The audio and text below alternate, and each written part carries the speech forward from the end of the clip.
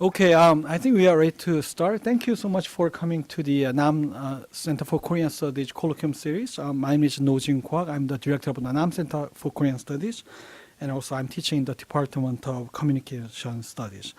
I'm very honored and excited to introduce today's speaker, Professor Taeku Lee. He's a professor of political science and law at the University of California, Berkeley, and he specializes in racial and ethnic politics, and Asian American politics and policy, and opinion polling and survey research, and also election law and political participation. He's an internationally known scholar in public opinion and political participation. So it's a really great opportunity for us to be able to hear from him. And we tried to invite Professor Lee multiple times in the past, but his schedule didn't work, and also last week weather didn't cooperate. But I'm glad that we are able to have him for today. He has written 5 books, edited or co-written or single authored 5 books in total. Recent titles include Accountability Through Public Opinion, Asian American Political Participation, and currently Professor Lee is working on completing Oxford Handbook of Racial and Ethnic Politics in the U.S. If you read this CV, there's a long list of accomplishments. I'm going to just highlight some of them, which is current. Professor Lee is a non-resident senior fellow at the Brookings Institution and also managing director of the Asian American Decisions and senior analyst in Latino Decisions. There are large-scale survey projects and well-known in the political arena and also in academics. That include American National Elections Studies, which is run through ISR at Michigan, and also General Social Survey, which is coming out of University of Chicago still. And Professor Lee is on board member for these 2 projects. So we have a really great opportunity, if you're interested in these projects, to ask questions about these as well. So he'll talk about the public opinion polling and politics in Korea, and also he introduced some cases also in Japan and Taiwan. Talk will be mostly, I believe, based on the interviews he conducted in Korea and other countries, so it will be a very kind of interesting treat for us. The title of the talk is Master or Servant, Public Opinion, Polling, and Democratic Responsiveness in Korea. Please join me welcoming Professor Lee. Well, thank you so much for that incredibly generous introduction. I'm sure anything that I say following that will be a disappointment. So at least I know I'll disappoint. I'd also like to thank the Nam Center and Professor Kwok again and Clemente and Dewey for all your help in making this 3rd effort to come to Ann Arbor a successful one. As a former University of Michigan alum, it's always a pleasure to be here. I just enjoy hanging out in Ann Arbor whenever I can. So this is a bit of a homecoming for me. So I should also note there's a second author on this work that is a Berkeley sociology graduate student that I've been working with, and he is the Bing Crosby to my Bob Hope as we've traveled around East Asia doing these interviews. So let's see, are these slides moving?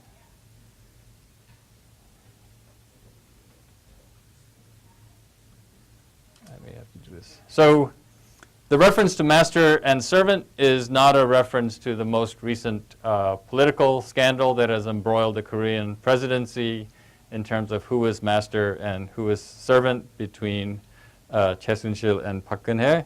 But instead, I'm going to ask a more, I think, for a political scientist, a more foundational question about the relationship between polling, public opinion, and democratic politics. And specifically, the question I want to hone in on is what role does polling play in Korean electoral politics? And lurking underneath that visible question is the question of whether or not polling should be presumed to be a democratic practice, which I would argue that in a lot of advanced industrialized democratic societies like the United States, it is presumed to be a democratic practice, but I am hoping to make an argument that we should at least think of it as an institution that might serve democratic interests or might actually subvert democratic interests. And in doing so, this is a lot of academic hand-waving. I would like to, in this project, try to bring two literatures that often don't talk to each other in some kind of conversation. So one is the literature that studies societies that have historically not been democratic and been more authoritarian, and the conditions under which they become more democratic, and specifically the conditions under which they become acknowledged to be established democracies, consolidated democracies. And I want to bring that in conversation with a separate literature which studies this concept of responsiveness, which is the idea that policy should be a function of opinion in democratic societies. So the outputs of government should have some functional relationship to the inputs which are measured in terms of what the public wants government to be doing. Okay. So in terms of background, the responsiveness literature, I think this is a fair, but maybe some would contest characterization, assumes that public opinion is best measured through polls, and that polling itself is a democratic practice. And I want to at least initially raise the issue that that assumption in the literature has a further assumption, which is that the country in which you're studying responsiveness is an established democracy. So most of this literature has been a study of the United States, and it is assumed that the United States is an established democracy. And it further assumes an established polling industry, meaning when you're trying to look to see what the people want government to be doing, you look to polls, and the idea is that polls are a regularized practice so that you can think of it as data that is consistent in quality and in clarity across time periods so that you could study this question of responsiveness. The democratization literature is one that largely hasn't had anything really to say about the institution of polling. And part of what we want to try to push is to think about polling as a practice that could actually shed some light on the process of democratization itself. So polling could be kind of a soft institution of democratization that we might want to look at. And there are, at least in broad strokes, three possible kinds of relationships that we might hope to find here. One is the presumed relationship, which is that polls are a means to democratization, and they're also a measure of democratization. So the more we have organized entities that are conducting these data projects to see what the people want out of government, that in itself tells you something about how robust a democracy is. And if those surveys then ask specifically questions like, what do you think democracy means? Then they allow you to measure across time how steeped the process of democratization is in a given society. Alternatively, polls could be used in a way, and this might seem painfully fresh for a lot of people who have observed the 2016 American presidential election. Polls could be something that are exploited and actually antithetical to democratization, in the sense that if there are candidates that are being very selective in the way that they use polls, essentially to try to gin up the idea of strong support for something that they are personally interested in, but for which a electorate actually has no interest in, then the legitimacy of polling as a democratic practice is actually being exploited in order to try to serve some private particular interests. So that might also be going on. And we might especially worry about that going on in societies that are transitioning out of authoritarianism, that the established powers, whether they are regional powers, whether they are party powers, might actually be using polls as a way to try to pursue their particular political interests. And the third view is, somewhat of a maybe sociological view that polls are just a technology and polling firms are just organizations.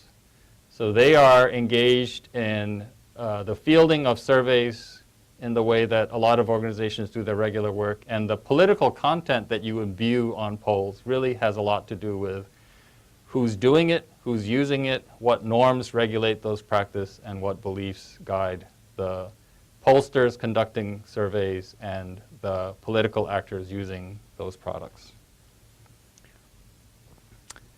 In terms of the baseline, which is to think of polls as a democratic practice, here are a couple of views that I think help to frame why polls are generally thought of as a democratic practice. So James Bryce is a famous, if you think about American political history, it is rich with people from Europe who've come over and spent some time, by which I usually mean 1 or 2 years, and then have written long treatises about the United States, what's good about it, what's bad about it. You know, Alexis de Tocqueville did this, Gunnar Myrdal did this. James Bryce is another person who did this. He's a very prominent British jurist, spent some time in the United States, wrote this book, The American Commonwealth. And Bryce has a particular view about the role of public opinion in democratic society. So he says, towering over presidents and state governors, over Congress and state legislatures, over conventions and vast machinery of party, public opinion stands out in the United States as the great source of power, the master of servants who tremble before it. Bryce is not the only person who said something like this. So, there's a long tradition of thinking of public opinion in terms of the phrase vox populi, vox Dei, which means the voice of the people is the voice of God. It's the idea that the people are essentially an oracle to what rulers, mortal rulers on this earth should be doing in terms of governance and politics. That view of public opinion, I think, has had a long tradition in the United States. And in the 1930s, with the evolution of what initially started out as an approach to conducting marketing research, which then developed into the science of survey research, they became a very specific linkage between the regulatory force of public opinion in democratic societies and the practice of measuring that public opinion through surveys. So Archibald Crossley is one of 3 people, along with George Gallup and Elmo Roper, who are widely considered to be the sort of forefathers or the foreparents of survey research in the United States. And Crossley says, I think in a very powerful way, scientific polling makes it possible within 2 or 3 days at moderate expense for the entire nation to work hand in hand with its legislative representatives on laws which affect our daily lives. Here is the long-sought key to government by the people. George Gallup puts it in a much more succinct way, and he says basically, polls are a measure of the pulse of democracy. In the same way that your physician puts his 2 fingers here or her 2 fingers here and gets a sense of what your pulse rate is like, at any given point in time, a survey can tell you about where the country is.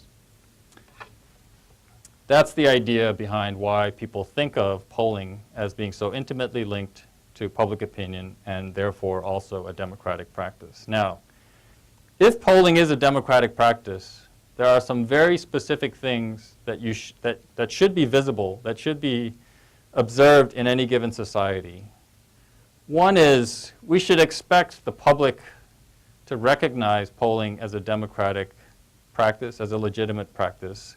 So public trust should be high, and their ability to understand what is actually being told when a survey is conducted and reported on should also be pretty high. We should also expect politicians' attentiveness to polls and their literacy about what polls are actually doing to be high. And we should think that media and parties, these intervening institutions between politicians and voters, should be responsible in their use of polls. And we should observe that the use of polls do not subvert the democratic process and instead uphold principles like electoral competition and popular sovereignty. And finally, especially for somebody who does a lot of survey research like myself, we should expect that data quality should be high and that stakeholders should care that it is high, meaning the people conducting the polls and the people using the results of those polls should care that data quality high.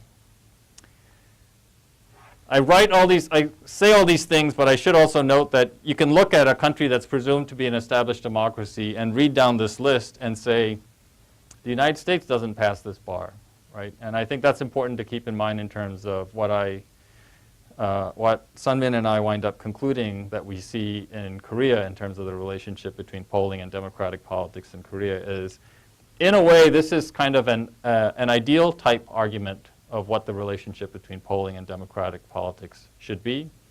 We don't, you know, I'll rush to the punchline. We don't exactly see this in Korea, and I would argue that in most countries where we do this kind of research, we wouldn't exactly see this in those countries either, right?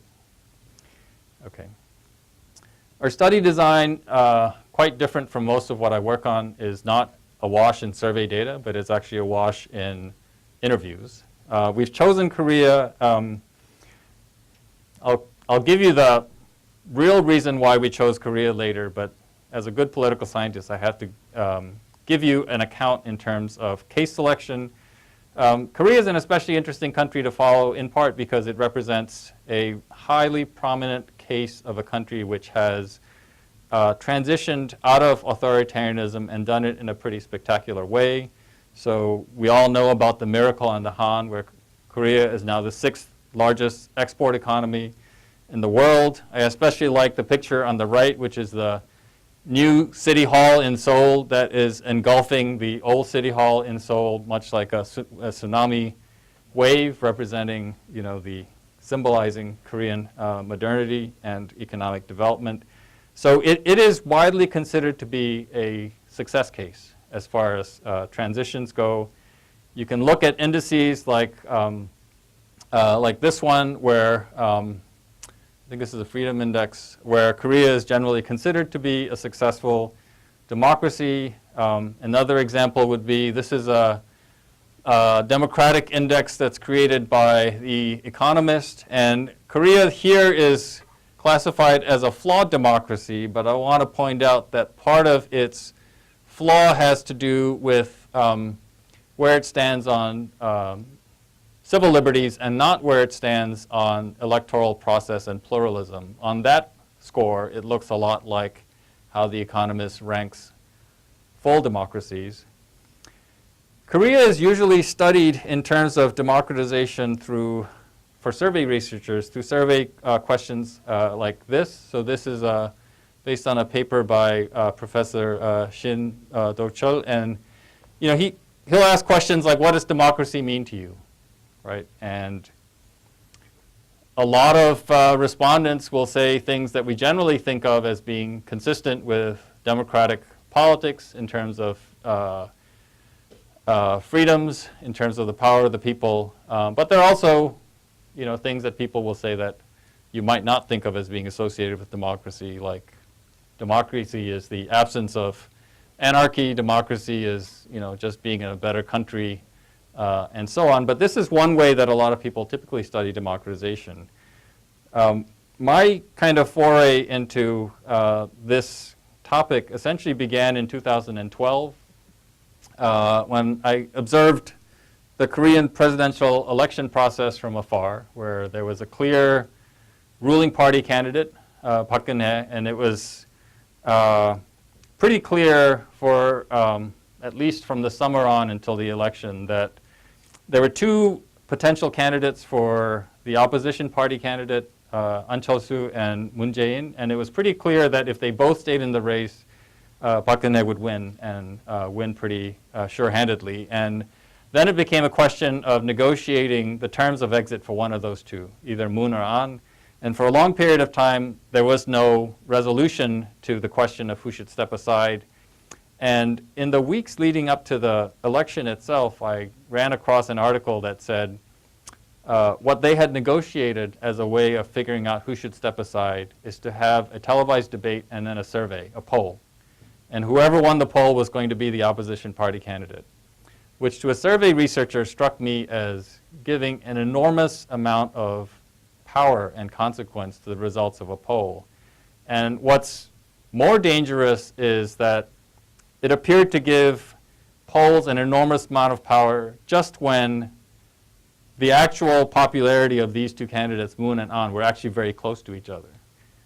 The thing with polls is the closer a race gets, the more it gets within the margin of error, the more leery you should be of using the polls to decide anything. But in fact, because it was unclear, there was an effort to think about using the polls to decide who should be the opposition party candidate.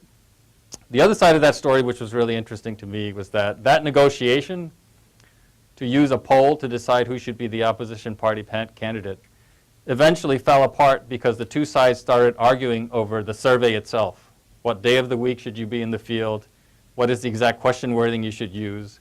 And essentially it fell apart because of efforts to engineer the outcome.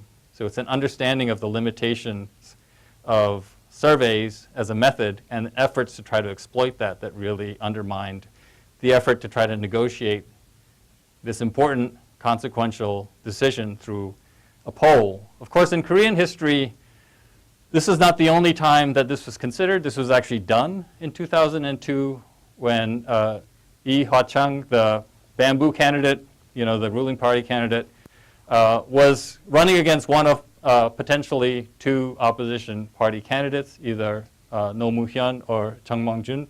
And there they actually used the poll to decide who would be the opposition party candidate to Prime Minister Lee. And the idea of using polls to make decisions that essentially parties would make seemed especially interesting to me. And that led me down the road to trying to study Korea and eventually Taiwan as well. So going back to the study design, so essentially what we did was try to do snowball sampling of the field of elites who produce and consume polling.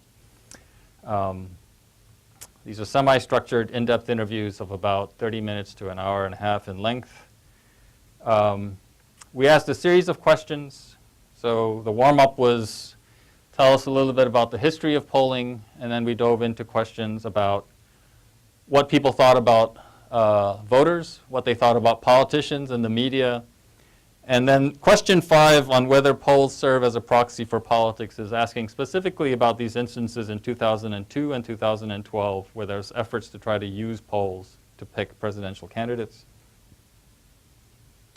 And then in general, what our respondents thought about the relationship between polling and democratic politics. And finally, this seems to be a space where Korea has been very rife for regulation, so I also wanted to hear people's thoughts about whether the industry is sufficiently regulated, and if so, or if not, why not. Here's the list of the expert interviewees, and 2 people in particular chose not to be identified for the purposes of this project. And you'll see that there's a healthy balance between pollsters working for polling firms, people conducting polls either for media or for think tanks, and then a fair number of academics. It's always easy to get academics to talk to other academics. And then we have a few interviewers with members of Korea's National Election Commission. Okay, so what do we find? So the first question is about essentially what is the state of the public's perceived legitimacy of polls and its understanding of polls itself. So do we enjoy a democratic public, or do we suffer a democratic dilemma of voters that are insufficiently interested or informed? In terms of the legitimacy of polling itself, it turns out that Korea Gallup at different points in time has actually asked the question of whether or not the Korean public sees polling as something that they can trust. And generally, you would have to say that these numbers are quite high in terms of trust in polls. Trust in anything that follows in the United States has a much, much lower percentage in general. And the comparison in Korea in these surveys is whether or not respondents trust government statistics generally. And those numbers are a lot higher. To me, it's a little bit ironic if you think about the practice of survey response and how big of an issue the issue of response rate is, which is a lot of people deciding that they're not going to waste their time talking to you over the phone about the questions that you're interested in. these are people who have agreed.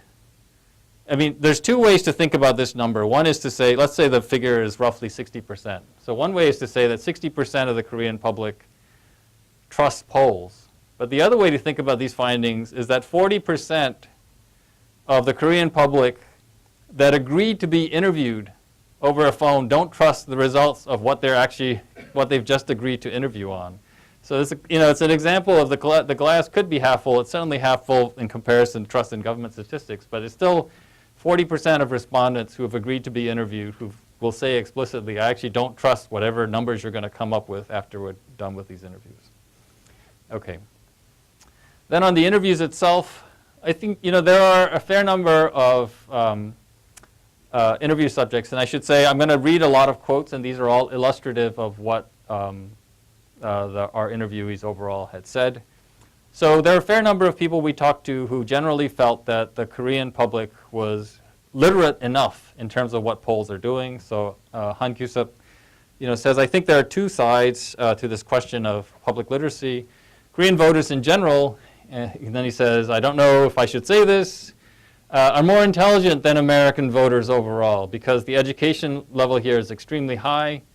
So when it comes to understanding the methodological aspects of polling, Koreans are much better, I think, than their American counterparts. And then he goes on to, when he refers to two sides, he goes on to reasons why you might also be skeptical about it. So one kind of view is a general sense that Korean voters overall are reasonably well informed in terms of what polls are doing.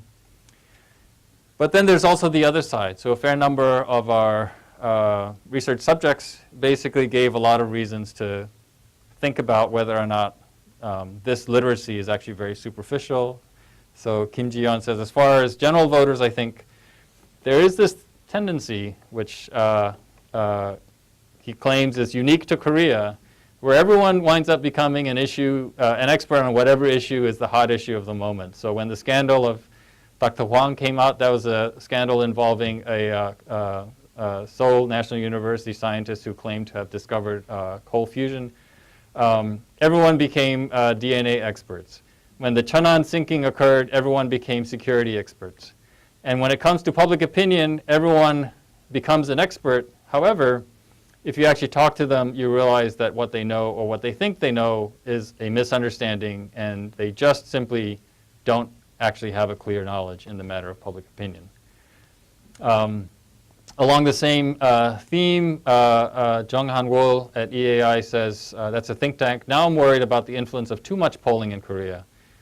When you carefully review the questions in these polls, some questions are not appropriate for respondents, such as, what do you think about the budget size of Korea? Who knows the size of the budget in Korea? Nobody knows, because too many surveys are being conducted. Non-experts are writing these questionnaires, and they're producing non-attitudes. But the media takes all these results as valid because it sounds interesting. And in particular, in terms of reasons to be skeptical about how well the Korean public understands polling methodology, we have perspectives like this one from Hong Young-lim at Chosunilbo, who says, the average voter is definitely not aware of the technical understanding in surveys. Even in the case of politicians, I would say that half of them do not understand sophisticated concepts such as response rates. And I really don't expect that voters would know such a thing. So, to me, I think this is well within the range of reason for any kind of democratic public, that there would be reasons to think that they are attentive, and there are also a lot of reasons to question how deep that attentiveness. One of the easiest things for a survey researcher to do, I think, in almost any society, is to field a set of questions about how knowledgeable average voters are in that society in terms of politics. So if I fielded a survey today asking Americans how many Supreme Court justices they can name, even if they say that Neil Gorsuch's nomination is the single most important political issue in the U.S. today, I would bet that the average number of correct responses would be somewhere between 1 and 2 out of the 8 current Supreme Court justices. So that's one of the easiest kind of tricks that survey researchers have, is to show a society how little its average voter knows about politics. So from that perspective, I think this is well within the reasonable range in terms of what we find in terms of what pollsters think about the democratic public of Korean voters. Okay. Then what about elites and institutions? So are polls a tool to read and respond to in a very democratically hopeful sense, mass opinion, or are they a tool to message and massage that mass opinion? So which way does the influence go? And in terms of the mass media, do they reinforce or do they referee existing ideological or partisan differences in Korean society? So Kim Ji-yoon at Asan Institute, I asked specifically about this distinction that political scientists make between representatives who are trustees, meaning the main job of a representative that is a trustee is to essentially take the best interests of their constituency to heart, even if their constituency doesn't know what's in their best interest, or whether representatives should strictly be delegates, which is to say, if the poll says 90% of my voters think I should pass legislation for tighter gun control, then that's exactly what I should do, right? So in terms of that distinction, Kim essentially rejects that distinction and says legislators, I don't think they're really interested in polls except for their own approval ratings. And during election time, the Blue House conducts their own surveys almost weekly, but there's nothing that she thinks she's seen that represents something like a concerted effort to manipulate public opinion. And she makes sure to say this is not because they're good people.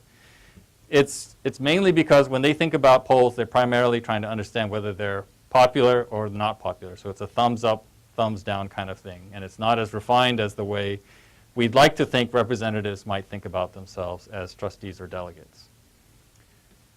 Then Chung Duk-jin says, politicians are always aware of polling results, but although politicians are aware of polling results, he wonders, do they actually have a scientific or academic understanding of what it really means? And to that question, he would say, no. They're mainly interested in it because they're interested in these short-term political interests. Kim Ji-yeon says this is even true of experts. This is even true of his friends in the academy. So there's a lot of deviation, he says, in terms of understanding of the details of polling. Even people who look like they should know may turn out to have low levels of understanding of survey methodology. So specifically, even some professors in academia have very little sophistication about polling. They have personally been very surprising cases of politicians or even professors who mistook the numerator for the denominator in calculating response rates. So in general, Kim would say they are uninformed. Then in terms of the media, again, it's a mixed story. So Shin Chang-won says, readership is not just general voters, but also politicians as well as other journalists. And I'm not sure if they pretend that they don't understand the detailed knowledge of the survey or if they truly just don't know. We try to educate them through discussion groups, presentations, and guidelines whenever we get the chance. However, they still lack an understanding. Even political journalists do not understand the methodological specifics, so they just write what they see. For instance, if the survey shows 40% to 38%, they just write an article as though one candidate is leading by 2 percentage points over the other. And then other politicians who read such articles claim, oh, according to 중앙일보 research, I am ahead by 2%. So not recognizing the fact that 2% for almost any survey is not within the margin of error, and the correct interpretation of that survey should be that it is indistinguishable whether one candidate is ahead of the other, right? Okay.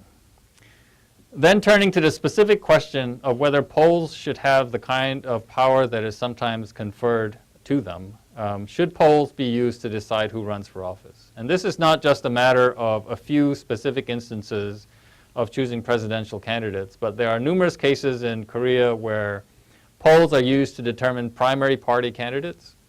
And in Taiwan, it is a regularized practice for both parties. So both the DPP and the KMT use polls as their alternative to running primaries to decide on subnational election candidates. So should polls be used in this way?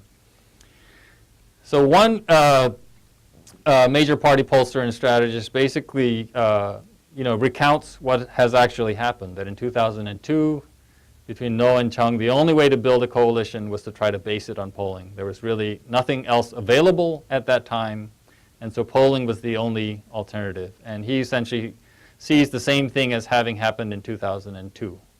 So the key point here is that, in a way, just 1,000 people could decide the outcome of something like who should run for president.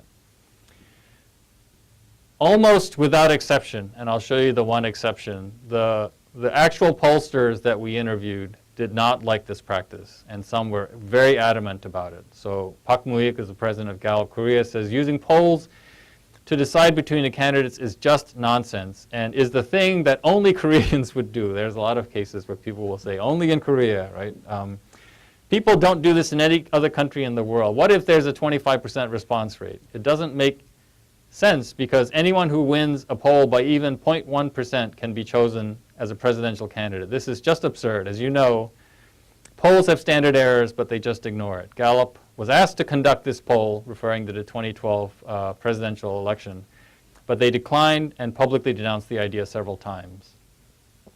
Another kind of negative response is this one from Kim Ji-yeon again. I've been telling them it's wrong to use opinion polls to decide the candidate. When they are trying to use the public opinion survey to decide the candidate who should run, regardless of margin of error, they would still select somebody who receives 0.1 percentage higher than the other.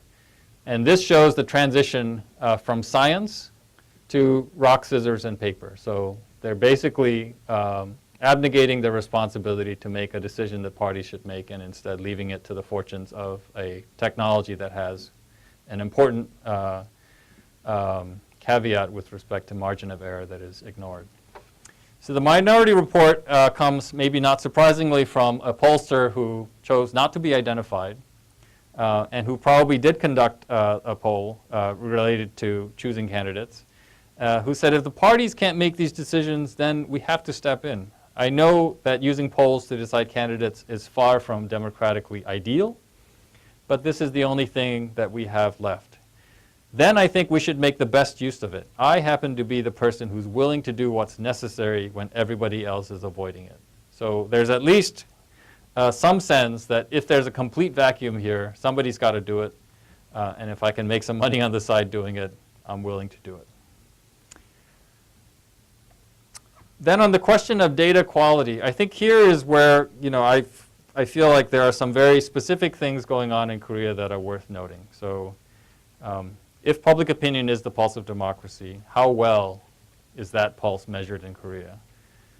One thing which is not surprising at all, whenever you have a society in which there are many different firms, and oftentimes competing firms in a market that are trying to conduct electoral polls, you're going to get some what we call house effects. So if you go to one firm, you can be pretty confident in terms of their sampling approach that they are likelier to get results that might favor the Liberal Party. And if you go to another firm, you're pretty confident in terms of how they run their sample that you might get a higher level of support for a Conservative Party candidate. We see that in the United States today.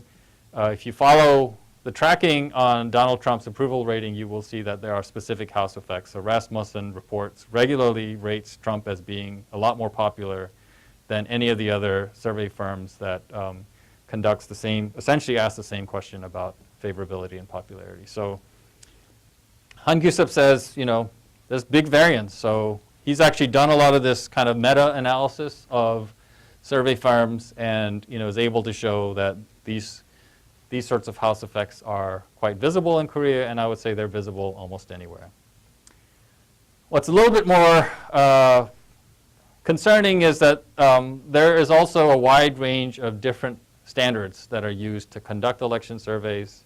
So Jung Han-woo says, there are all kinds of issues with sampling, but one of the things that I would like to point out is that when they mix cell phones in a sample, they do it without any kind of formal criteria. So some firms might only use cell phone samples, and another firm might have 50%, and people will treat those two samples as essentially the same when their actual sampling properties are likely to be quite different.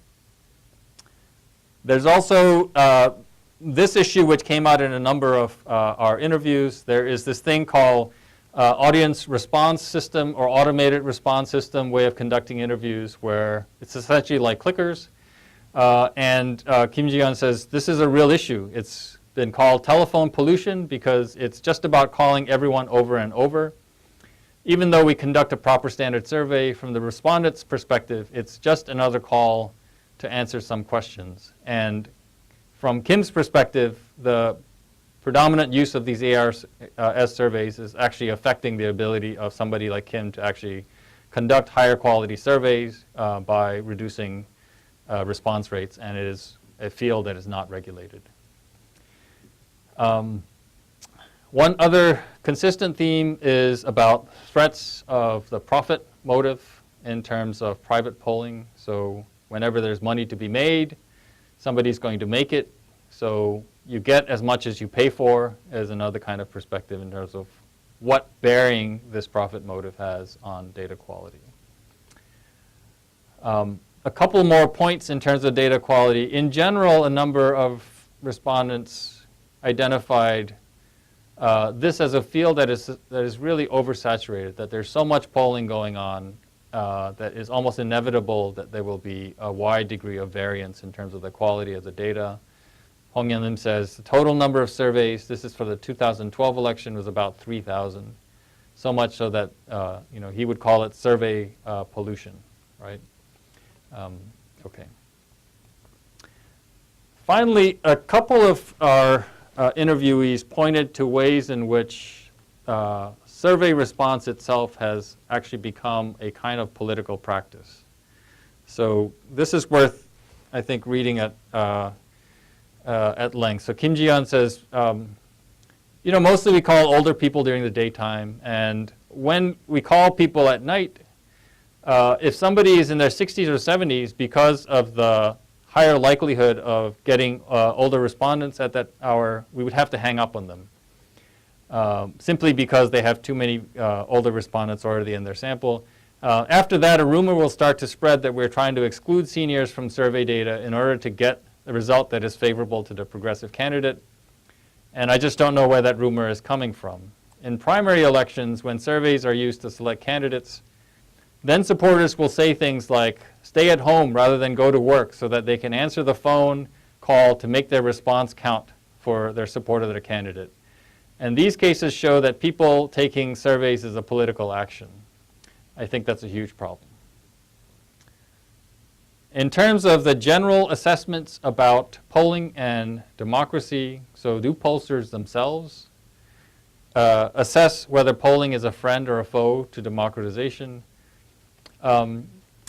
If you take a broad historic point of view, I think it's unquestionable that the survey context, the context of survey response in Korea today is quite different from what it was a couple of generations ago. So Nam-young Lee, who's been in this line of work for many decades, has the perspective to be able to say, if you go back in time, there was a period when it was government using polling as a method of surveillance. And in that era, there's a lot of questions about how free people feel in terms of sharing their opinions on a wide range of issues. And then Lee identifies the 1980s as a period where polling and popularization essentially changed. He actually specifically identifies the 1988 Seoul Olympics as a key moment in which the Korean public's attitudes towards responding to surveys really turned. And in the 1990s, he says the process of democratization accelerated the process so that today people are not afraid to express their opinions anymore. Right? So from that kind of broad sweep through Korean history, clearly it is a more democratic practice today than it has been in the past. But at the same time, there's ways in which surveys themselves have kind of generated their own reality. So Hong Yan-lim says, polling definitely makes politicians and parties accountable by approval ratings conducted by media surveys. This is why I believe that opinion polling plays a large role in democracy. The problem is politicians are exploiting this. In the U.S., party candidates are chosen by party members or open primaries. In Korea, they use opinion polling. One political scientist calls Korean politics survey politics.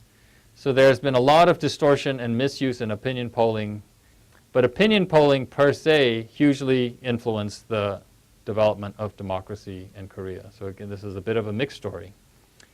Another kind of mixed account comes from Park Won-ho, who says, in general, again, this use of polling in elections contributes quite a lot. For example, Koreans never heard about presidential approval ratings 10 or 15 years ago. Now you see almost every week the approval rate of Park Geun-hye. And in fact, we all saw this over the last few months, how a president's approval rating can go from low to lower to almost indistinguishable from the margin of error from 0%, right? So that is a kind of real-time demonstration of how polling data can express where the will of the people really stands. So Park says, does this empower voters? I think yes. The downside is that there is now so much polling that polls are losing credibility both among politicians and the public. If we've got too many surveys, I think we have less credibility. Okay, just a couple more here on the general views. Park Muik again, he's got glass half full, glass half empty perspective on this. I don't think there's any better way to measure public opinion except polling. But think about the growth of democracy. In theory, it says that the people have the power to govern, because many times people lack the information they need and there's no guarantee for people to choose the right answers. We need to take into account public opinion, but sometimes we need to be more sophisticated and informed about how to essentially console the advice that we get from these surveys. Finally, in terms of the ways in which polls can be exploited, I think this is it's a long quote, but it's the clearest kind of elaboration of what may actually be going on in terms of the ways in which polls are used, especially in contexts in which they're used to decide something like a party's candidates. So again, not surprising maybe that this interview subject wanted to remain anonymous. It says it's clearly against the law, but there's a trick. You go into a small county and you repeat these ARS surveys over and over again. After you get 30% support, you know all the phone numbers of 30% of people who are going to support your candidate, and you use those numbers in your campaign. Another trick is used by small polling firms. They include lists of a candidate's known supporters into their raw sample. So if you fill 30% of your sample with respondents from such a list, you'll get an artificial 30% boost in that candidate's likely perceived popularity, which clearly manipulates the sampling procedure. So this is how you manufacture public opinion. If you are campaigning for 3 months, you can use this method to give a challenger 5% support in the beginning, then 2 weeks later 10% support, and then in another week 20%, and then 30%. Then the media will pick up on this trend and describe the surge in numbers. Then you see your candidate actually becoming a real phenomenon. And it's just by manipulating this known part of your sample that you could actually do that. And I think anybody would say that that is, an anti-democratic use of the polling practice. Now, it turns out that we were conducting these interviews during a time period where Korea had actually passed some historic regulations in terms of polling, so empowering the National Election Commission to essentially require polling firms to go through a process of being approved to conduct a poll, which includes sharing their sampling design and their questionnaire, which then has to go through an approval process, and also having specific regulations in terms of how they can cover the results of polls and in what time period they can cover the results of polls. And so this member of this member of the National Election Commission basically said that this is a level of regulation in terms of polling that he doesn't see in any other country in the world.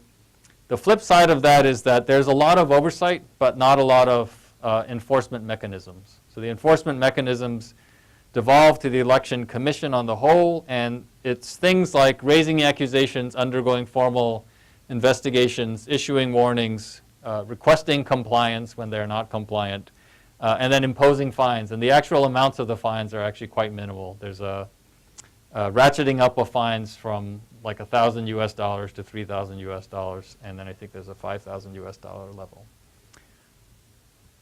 Finally, there's this perspective. In the absence of that kind of regulation with teeth, Kim Ji-yeon says, maybe we should think about self-regulating. So he says, I think it's almost impossible to fix some of the problems in polling in Korea through regulation.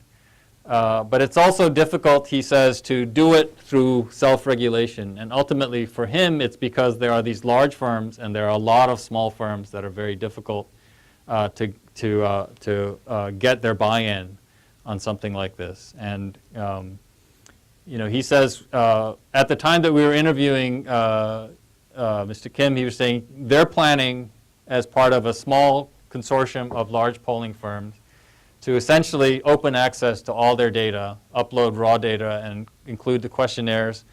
That way, at least for those surveys, there's some clear transparency in terms of reliability and validity of the data.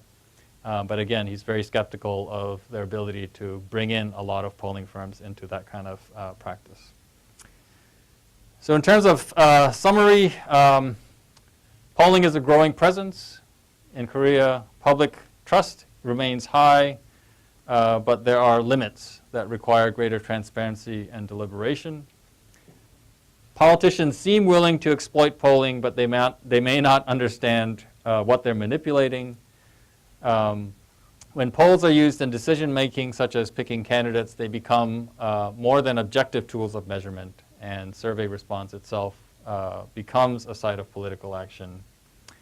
Pollsters are interested in defining boundaries. They're interested in setting regulatory agencies, especially the ones who represent these larger polling firms that we interviewed. And they're really invested in trying to establish professional norms for best practices. They're essentially interested in professionalizing the way sociologists would study it, the field of polling. And there is a strong norm against using polls as a proxy for elections or party politics. And I think in terms of a final summary, I think if there's an argument we want to try to make that extends beyond Korea, it is that there's some value to studying the field of polling as sort of a soft institution of democratization, so that we want to encourage people to think of democratic consolidation not just in terms of the way that political scientists have typically thought about it, which is having successful elections, passing a 2 turnover test, or even using polls to show that voters, have some understanding of what it means to be a democratic public. But it also requires having kind of robust soft institutions like polling through which elites, electorates, and mediating institutions can enact and reenact the kinds of things the kinds of norms and practices that we think of as supportive of democratic politics. Last slide is we have done some interviewing in Taiwan and Japan, but not to a level where we have a great deal of confidence. I think there's a lot in terms of the Taiwan case that is similar to the Korean case. Our shadow case of polling in Japan so far has been more impenetrable to us. And I think there are some ways in which China might also be an interesting comparison case to see how polling is used in a still authoritarian state. And I will end there. Thank you. Okay, is there a question, comment? Yes. Hi, Taeku. So I wanted to ask you about polling as a means of candidate selection, which was one of the most distinctive things that at least came out to me. And most of your respondents spoke about it in a negative light. But I guess I just want to push on that, because candidate selection is one of the hardest challenges in any democratic context. And there are many problems with existing technologies for candidate selection. And so I wonder whether there's kind of a falsity to suggest that relying on this imperfect poll that has imperfect response rates and inherent biases inherent in its data collection is the wrong way to do it. But what's the alternative? I mean, candidate selections through primary politics in the U.S. has its own issues. Response rates, I mean, there are turnout effects. I hear candidates talk about basically it's a race to raising the most funds, and the winner is ultimately who has the biggest war chest. And so I wonder, just to push on your theme here, whether this is actually an example of greater responsiveness. Why not allow even this imperfect sample, but nevertheless a sample of voters to have an impact on selecting candidates? So I told you that Brian was going to ask me a hard question, and he did. So, I think it seems to violate two things that we think of as really important values and that we associate with democratic politics, which is transparency and accountability. So accountability in the sense that essentially, I think part of the reason why parties in Korea and Taiwan are happy with this practice is it diminishes their accountability for the quality of candidates that come up, or for the ability of candidates to win elections if you leave it up to a poll, because you can always blame something else. Especially when it comes to something like picking candidates for a presidential election. Transparency in the sense that I think it's very easy, because of the known deficits of polling as a technology, to hide a lot of nefarious deeds that get done in the candidate selection process. If it's selected through, by parties, through some more transparent process, it's pretty clear when something is being engineered, or it's pretty clear if an uncomfortable amount of money is being used in the primary process, where we think the democratic deficits are. If it's been done through polls, we don't really have a good sense of what's happening when something seems to be happening that is very detached from where the base of a party is, for example. One example of this is, at least what was told to me, kind of a difference between the KMT's use of surveys to decide on party candidates and the DPP's use of polls to decide on party candidates. So the DPP in particular, I think back then, as the opposition party candidate, was especially focused on mobilization of voters. So the way they used surveys was, at least as was told to me, was to essentially not announce when they would be conducting their polls until a couple of days before the poll. And then they would announce, let's say today's Wednesday, that on Friday we're going to field our survey to decide who will be the Democratic Party's candidate in Ann Arbor. And then it was incumbent on those people who wanted to be that DPP party's candidate to go out and tell their people to stay at home on Friday so they can answer the phone. I think that tells you something, but that also, seems strangely counterintuitive to, the idea of picking the best possible candidate to reflect, a party's considered views on substantive policies and so on. And that's an example of something that I would argue almost seems like fair play. There are a lot of other kind of anecdotes that were told to us of the way in which this candidate selection process is used using polls where people are talking about very shady polling practices. So here's an example. So Korea now requires you to register, to go through this approval process before you can field election-related poll. By our estimation, there are maybe a couple of dozen polling firms that could run reasonable surveys about an election. When we asked the election commissioner and one of the journalists that we talked to, who was very familiar with this database, how many polling firms registered to be able to conduct a survey, the number they both told us was about 300. So that means there are a lot of fly-by-night operations which stick on the name of a polling firm for I don't know what purpose, and they probably then shut down, after the survey has been done. And there's no really, there's a loss of transparency and accountability there in terms of how the polls are being used. So in principle, I get what you're saying. There's a way of trying to use this to maybe lower the transaction costs involved in candidate selection. And also if you can do it in a way that is more transparent, maybe, maybe I would share your view, but the way it actually seems to work on the ground seems to raise a lot of questions.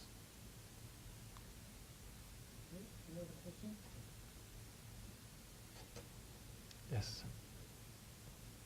I had a question. So mostly you seem to be approaching the issue of the accuracy of polls from the side of pollsters conducting kind of like unethical polls, but one of your respondents said that the level of literacy of polls is low among the general public and politicians, and that even when they attempted to educate journalists, they seem to like ignore it or not learn. So I think that even in the U.S. is a problem in this election cycle of like people like not questioning information they're maybe taking in, and maybe that's the case in Korea as well. So you think there would be any chance of like trying to make the public, the voters, more literate in methodology of how surveys are conducted and more critical in the information that they're accepting as fact? Yeah, I mean it's a dilemma. I think if it just speaking about the U.S. elections, I think if there were ever an election where there should have been just cause to have a public discussion about our collective literacy in terms of polling data and the ways in which polls can be misused or generate a force on their own, independent of what voters want out of a given election, it would have been this election. And instead, I think we collectively, as a Des Moines, seem to be going in the opposite direction of being even more suspicious of the value of things like facts and reason and science. So, you know, I think it's a real challenge. What I would say, contrary to a lot of contrary to one kind of common narrative about 2016, is we therefore should not trust polls at all, or we therefore should think of 2016 as a kind of singular failure of the polling industry, and that a lot of the blame for this surprise has to do with a degree of complacency that was built in because of the polls, the pre-election polls that led up to November 8th. I think, you know, the thing about polls being a technology is we know where all the limitations are, so we can go back and see what we did that was wrong to try to figure out, you know, where the errors were. And overall, I think if people were being attentive to it, I think there was enough. There's enough information in polls if people were looking in the right places to point to what happened. So here's an example. The Gallup survey has been asking, I think since the 1940s, what is the most important problem facing this country today? It's a measure of issue salience to tap into what may be on people's minds that politicians might not be thinking about. And for the last decade, you know, the number one issue has been the economy for a very, very, very long period of time, even longer than the last decade. One issue that almost never shows up, it never has an incidence rate that's high enough for Gallup to report on, is the government itself and politics itself as being the number one problem in this country to address. In 2015, on several Gallup surveys, it showed up as the number one, the most commonly mentioned, most important problem for the government to address. And I think if you saw those surveys, you would have seen all the warning signs in terms of what is likely to have, you know, what eventually happened in terms of the 2016 election. And as a pollster, I think you should have started thinking about whether or not you should sample your likely voters in the 2016 election the way that you always have been. And I think a lot of pollsters did exactly that, and they got surprised by the findings because they didn't think about what was actually happening in the country. Yes? In the Korean situation, my just casual sense of what's going on now is that there's quite a bit of distrust, and not about polls per se, but how the polls are then publicized, Right. which channels carry and which newspaper outlets carry these results. So does that figure into your research at all? So, you know, that was an issue that was especially attached to media surveys. Even where the person that we were interviewing seemed to clearly be an expert in survey research, I think it was a frustration to them that because of the newspaper they were attached with, people assumed that they were going to be liberal in terms of their findings or conservative in terms of their findings. And so that's where I think I would think, think tanks like EAI and ASAN should be able to adjudicate some of those differences, but I feel like I'm kind of in agreement with you that in general there's a lot of skepticism about any kind of publicity that is attached with numbers and a poll, that it somehow serves some kind of instrumental political interest. So that just might be where the public mood is today in Korea in general. Yeah.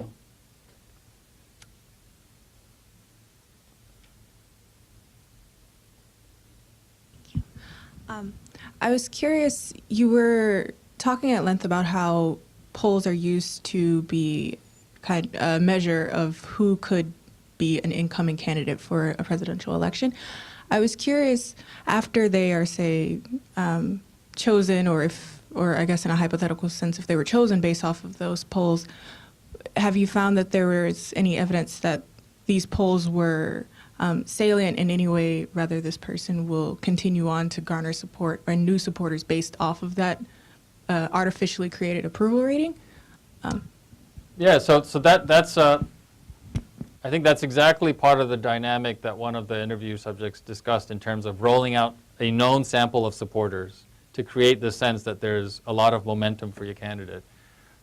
A couple of other research subjects talked about the way in which polls would ask about a slate of candidates would also be very strategic to try to gin up support. So let's say there are 5 candidates for mayor of Ann Arbor.